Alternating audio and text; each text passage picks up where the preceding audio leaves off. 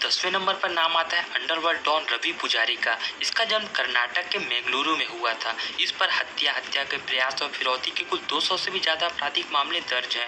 शुरुआती दिनों में यह छोटा राजन के लिए काम करता था, लेकिन 1993 मुंबई बम धमाकों के बाद जब छोटा राजन दाऊद से अलग हुआ, उसी समय रवि पुजारी भी छोटा राजन से अलग होकर खुद की गैंग बना ली और इसके बाद इसने फिरौती, ब्लैकमेल और रंगदारी को अपना मुख्य व्यवसाय बना लिया। आपको बता दें कि इस पर बॉलीवुड सितारों से फिरौती मांगने के भी कई मामले दर्ज हैं। दोस्तों, इसके बाद लिस्ट में 9वें नंबर पर नाम आता है टाइगर मेमन का। आपको बता दें कि 1993 मुंबई बम धमाकों में इसकी मुख्य भूमिका थी। सालों से इंटरपोल तथा सीबीआई इसकी तलाश में जुटी हुई है, लेकिन दोनों के ही पास सिवाय इसकी एक तस्वीर के अलावा कुछ भी नहीं है।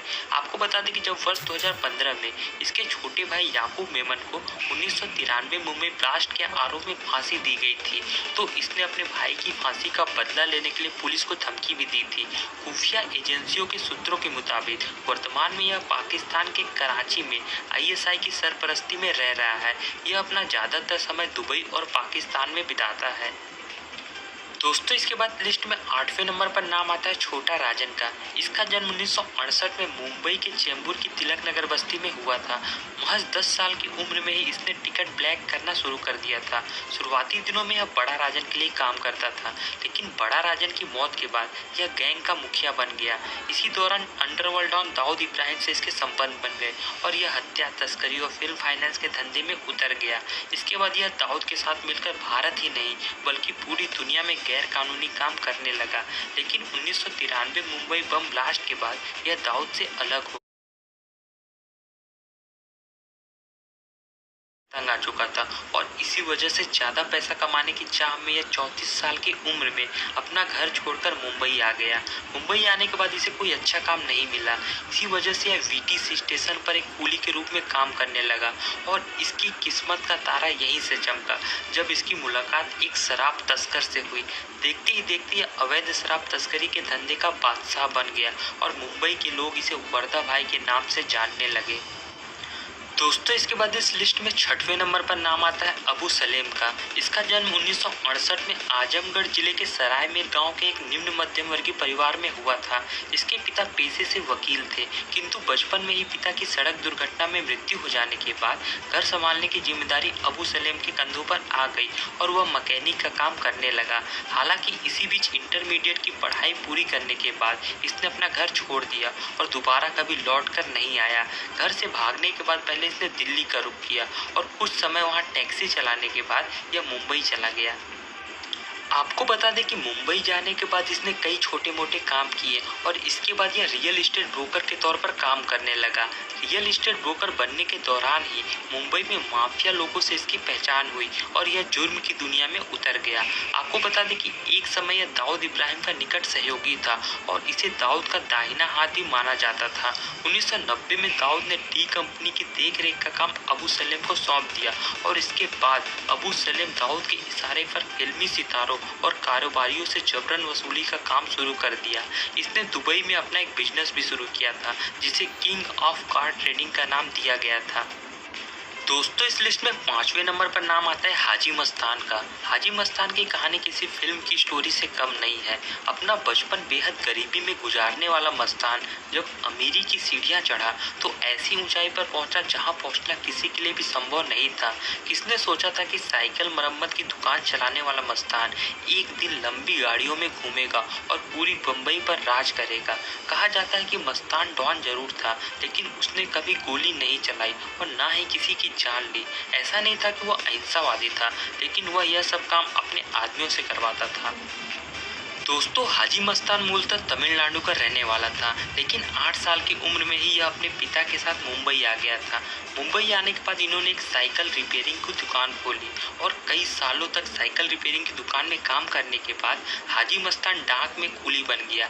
यहीं पर इसकी दोस्ती एक अरब से हुई जो तस्कर था। जब एक मामले में वो तस्कर जेल गया तो उस तस्कर की एक पेटी हाजी मस्तान के पास रखी हुई थी। जब वह तस्कर जेल से लौटा तो मस्तान ने उसकी पेटी खोली भी नहीं थी। इस बात से खुश होकर उस तस्कर ने पेटी में रखा आधा सोना हाजी मस्तान को दे दिया और उसे अपने तस्कर के धंधे का पार्टनर बना लिया। दोस्तों इस लिस्ट में चौथे नंबर पर नाम आता है करीम लाला का। इसका असली नाम अब्दुल करीम शेख खान था। इसका जन्म 1911 में अफगानिस्तान के कुरान प्रांत में हुआ था। इसका परिवार काफ़ी संपन्न था, जो कि कारोबारी व्यवसाय से ताल्लुक़ रखता था।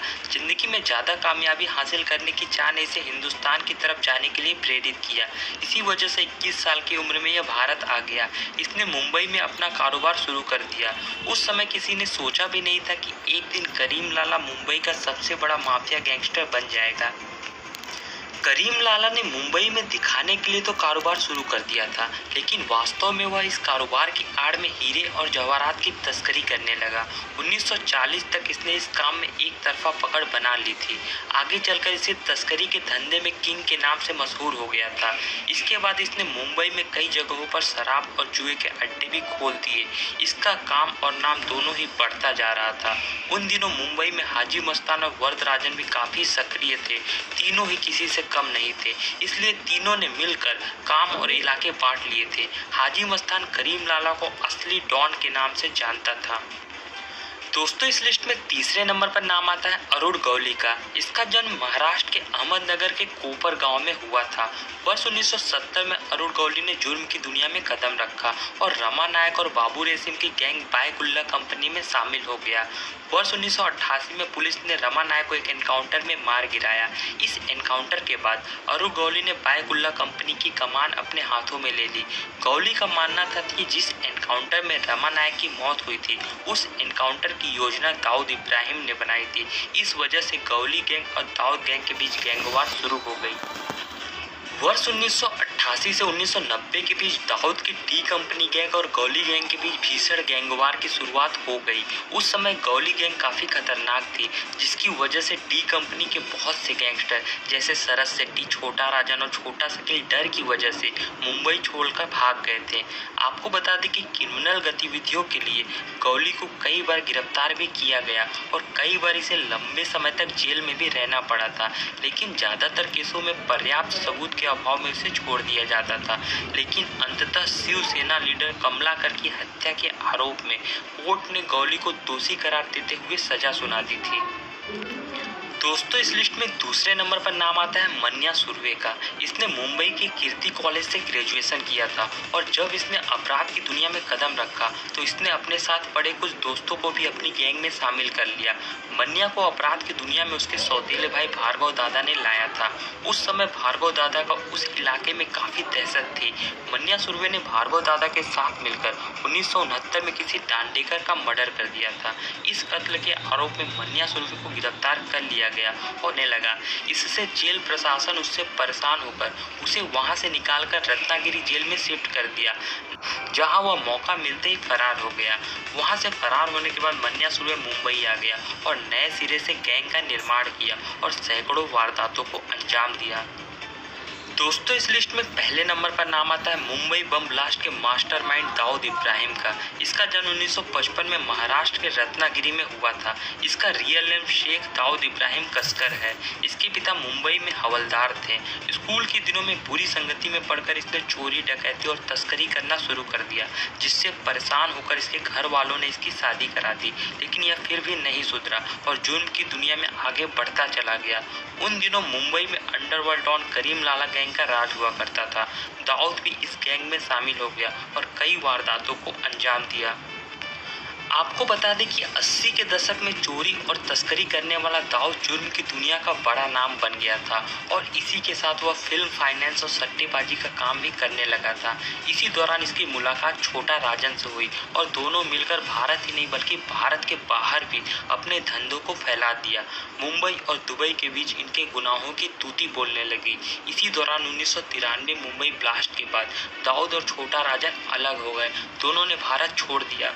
भारत छोड़ने के बाद दाऊद पाकिस्तान में रहकर वहीं से भारत के खिलाफ साजिश रचना शुरू कर दिया। भारतीय खुफिया एजेंसियां लगातार दाऊद को पकड़ने में जुटी हुई हैं। दोस्तों तो ये थे